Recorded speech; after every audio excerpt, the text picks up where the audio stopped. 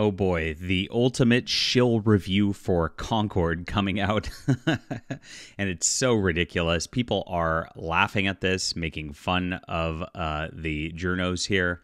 And it couldn't happen to nicer people. So we're just going to add on to the pile here as we look at this Concord review, the greatest possible game of all time that nobody's playing. We laughed at this yesterday as we saw some journos going crazy online about the whole situation. And saw that the developer was going crazy as well. Of course they are. It's failing. And they needed this. They wanted a woke success. They wanted that's the whole deal. Anytime they get any kind of modicum of success for a woke game or a woke movie, they always go get woke, go broke is not a thing. It's get woke and win. And increasingly, it's showing not to be the case. It is something that when you do this kind of thing to your game, it just destroys it. Because by all accounts, the whole way through, this game had fine mechanics. I mean, yes, it's just an Overwatch clone. It's not that interesting, and so there's really no reason to go for it. But the whole point players don't want to play it is because of the obnoxious characters, the LGBTQ stuff. And that is the whole deal today. All right, my name's John Delarose, everybody. Welcome to the channel, and please hit the like and subscribe button if you're new here. I really appreciate you for being here. I am a content creator myself, and I make my own comic books. We just hit $30,000 on this. This is amazing, and I really appreciate you for being there. This is a sci-fi graphic novel, so if you like good science fiction, if you like comics, if you are looking for a replacement for Star Wars or Warhammer 40K, this is a great spot to be. You'll really enjoy this, and thank you guys for supporting the channel so much. Really appreciate you. It's in the description below. Okay, so let's go through this. Concord is not the disaster the discourse around it would leave you to believe. Immediately, when you start with something like this, you know that it actually is the disaster that everybody would leave you to believe, because otherwise you wouldn't start a review like this. You would start the review with, this game is awesome. You wouldn't start it with, this whole deal.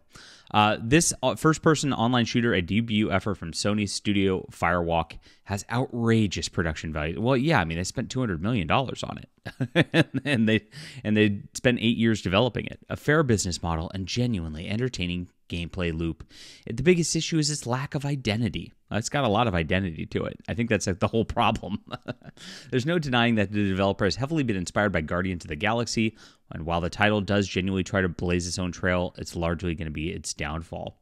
For those who haven't been following, this is the second PlayStation's must-discuss live service efforts following from the record-breaking success of Helldivers 2. Well, that didn't go very well for them after Sony botched things there as well, as we know that. Available on PS5 and PC, it is $40, 16 characters, 12 maps from release. Yay. And so, this is the whole deal. They've got all these characters that nobody really wants to play. This is like the woke Karen lady who's going to cancel you. she's looking up to this guy, dreaming of who she could cancel today. It's exactly what's going on. And it talks about this, that you play as a free gunner from a ship named the North Star, a ragtag crew of sci-fi mercenaries tasked with taking on high-stakes missions. Each match across 6 modes is framed as one of set objectives. Characters include a lizard-like individual named Lennox, who wields a revolver and can heal himself. I'm glad he's a he, not a they. You'll find Haymar, a pyromaniac with penchant for crossbows, and Teo, an ex-elite soldier with love for grenades. Each of these 16 characters has their own personalities, a kit, gameplay possibilities, okay. And so the main part of the problem with this is that setup by itself would be fine, but once you add in all the weird pronouns, you add in all the crazy diversity stuff, that's what's being left out by this reviewer right here, and it's obviously being left out right here intentionally as they're trying to downplay the whole problems. It looks like they've been paid by Sony to downplay that at this juncture, and that's what's happening. If you don't know and aren't aware of the situation, they Concord on Steam went and they were pushing the whole LGBTQ thing as one of their main tags on the whole show, or not the whole show, on Steam. But what happened was, and we'll just show you this real quick, they actually removed it from the Steams because the terrible player counts were all because people didn't want to deal with that. And so they tried to get rid of it real quick. LGBT and political tags were removed and blacklisted on Steam, as you see. The developers made a big deal about this game being for, quote, modern audiences, all 600 of them. For some reason, they demanded the Steam not only remove these 2 tags, but also blacklist them and any similar tag. It's too late. People already know this game has a clear agenda. The characters speak for themselves. Now they say some are saying rejecting LGBTQ plus tag is a good start, pander to us normal casual gamers and more developers.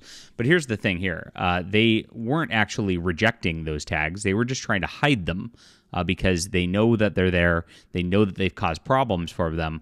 And now they're on the run. It's not like they're changing their content. It's not like they're going to remove all their pronouns from all the character bios and things like that. They just don't want it seen right away because they know that that's been a marketing disaster for them. These are woke individuals. They're not trying to cater towards you by doing this. They're trying to just hide their intentions is what it comes down to. But as you go through here, it's hard to shake the lack of originality in places. Starchild, a beefcake shotgun wielder with red and blue skin, is effectively Drax, and Teo is your textbook PS3 protagonist from 2008. And so that's pretty funny. And that's the thing. SJWs never really have their own creativity. That's a big part of what goes on. They always have to rip off what comes before, change what comes before. They'll take Drax, but like make him gay. It's like fanfic syndrome. This has gone on in science fiction for decades. And what used to happen was they would make these fan fictions about like Spock and Kirk and McCoy all having like some sort of like gay thing, and these like fat women would pass them around conventions. And then giggle with each other, and that was the whole deal. Now all these people, these fat women, the strange women, are developing video games and developing they're not actually doing the programming, but they're doing the stories and the consulting work and things like that. For Hollywood studios and movies and books. They're everywhere. So the worst of fan fiction is just getting into this stuff. And they've made it into a cause. Like it's a political cause now to like make their little fetishes seen everywhere. That's the entire point. That's why you always see these SJWs everywhere going, I feel seen, right? When you see this sort of thing. But the developer clearly wants you to fall in love with these characters regardless. Aw. So, they do mention there's not a battle pass or anything like that because you do have to pay $39.99 to buy this sort of thing. It says it's a clean, well-meaning first-person shooter. No shady business practices. Like, is that the bar now? No shady business practices. That's the bar for gaming at this point. Its lack of identity, and its identity politics is definitely an issue, but they completely ignored that in this review. Now, they call it a 7 out of 10. So this is not a glowing review. It's not an original game. It's a copy pasta of Overwatch. We all know this. And then it just adds some woke elements to it. And that's exactly why it failed. Nobody wants that. So what if the graphics are pretty good? Like, there's a lot of games with that. So they got savaged for their positive review here. They're completely ignoring all the problems with the identity politics that made this game fail to begin with. And you could see Endymion, of course, was first on there to go at the review. We've got a Black Myth Wukong meme with a Concord as a grave. That's pretty good right there. You are confusing hate with gamers not liking a game and valid criticism. It's simply a bad game nobody wants to pay $40 for. And that's the thing. Like $40 for no single player. You want to talk? They said no shady business practices. That's a pretty shady business practice right there. I got to tell you, it's overpriced right there. The hate is warranted when the character designs are god-awful, pronouns for no reason, canceled, and other MP projects. Hate, this is one of those words people are overusing and misusing the point. It'll become meaningless. The proper word is mockery. There's better games to play than an ESG-infested game. I mean, look at the player count. The gamers are voting with their wallets. So the Shill review was pretty funny, and I think Hypnotic actually said the most important thing. Check cleared. Time to put out a Shill review.